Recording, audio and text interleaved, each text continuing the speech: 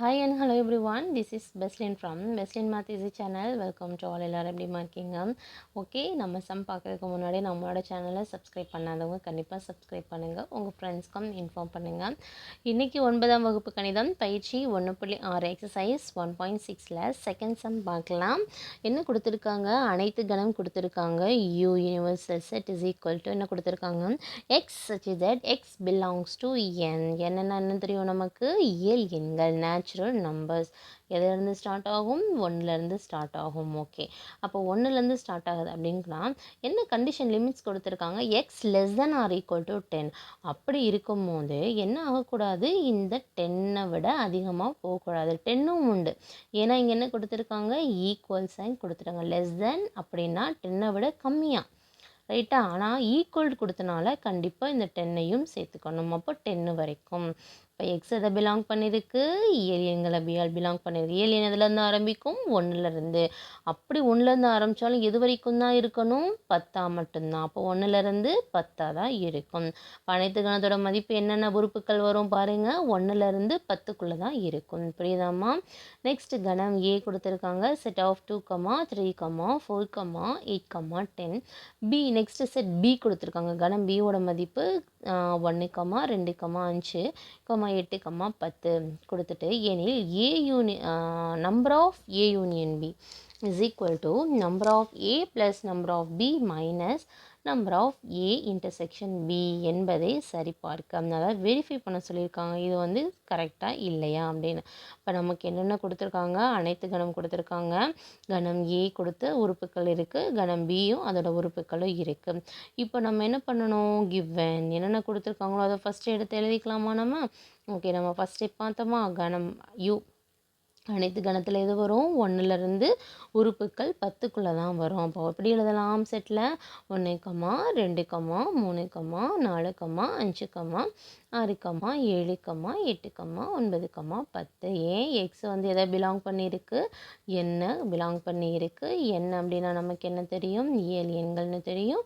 அது எப்படி இருக்கணும்? 10 தான் இருக்கணும். சரியா? 10 கரெக்டாக 10 தான் இருக்கணும். ஸோ அது நம்ம உறுப்புகளை எடுத்து எழுதியாச்சு.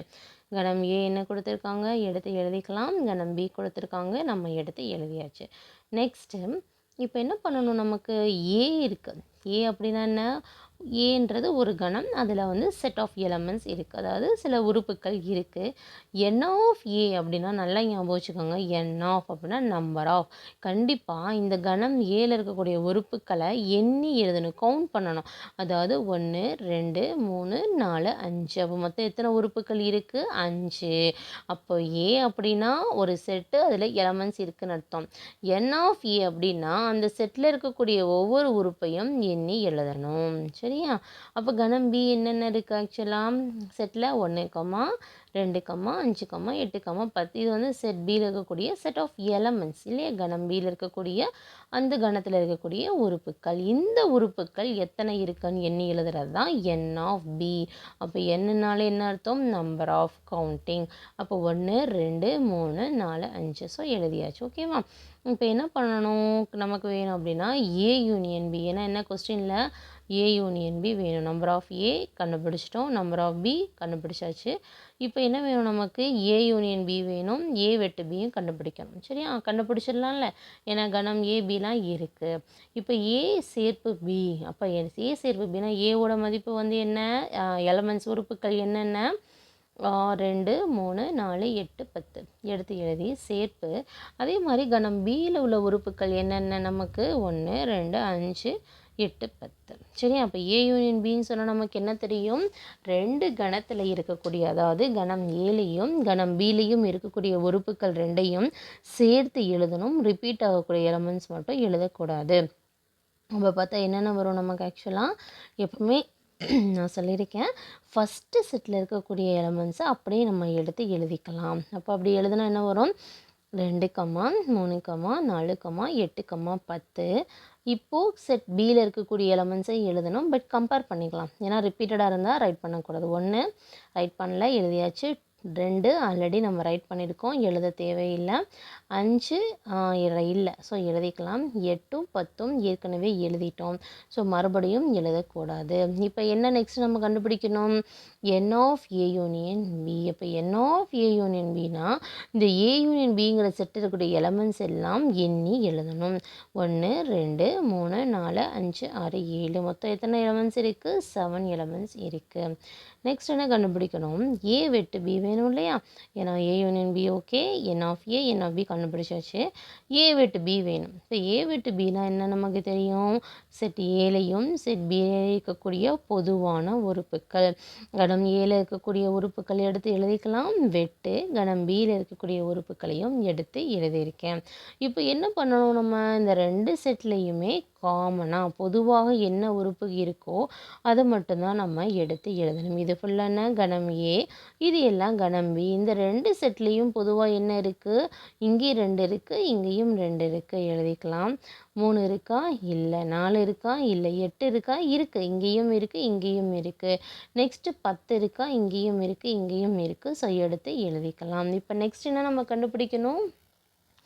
n ஆஃப் ஏ வெட்டு பி வேணும். ஓகேவா? அதாவது ஏ வெட்டு பி அந்த செட்டு இருக்கக்கூடிய உறுப்புக்களை எண்ணணும். 1 2 3. இப்போ n ஆஃப் ஏ வெட்டு பியோட உறுப்புக்கள் அதோட கவுண்டிங் வந்து என்ன? 3. சரியா? ஓகே, இப்போ எல்லாமே கண்டுபிடிச்சாச்சு. இப்போ வந்து அவங்க கொடுத்துருக்கதில் சப்ஸ்டியூட் பண்ணி இது வந்து நம்ம வெரிஃபை பண்ண போகிறோம். ஓகேவா? ஓகே, இப்போ என்ன இருக்குது? n of A union B என்ன நம்ம எழுதணும்? 7ன்னு எழுதிக்கலாம். இது லெஃப்ட் ஹேண்ட் சைடு. ஸோ இதை வந்து சமன்பாடு 1ன்னு வச்சுக்கலாம்.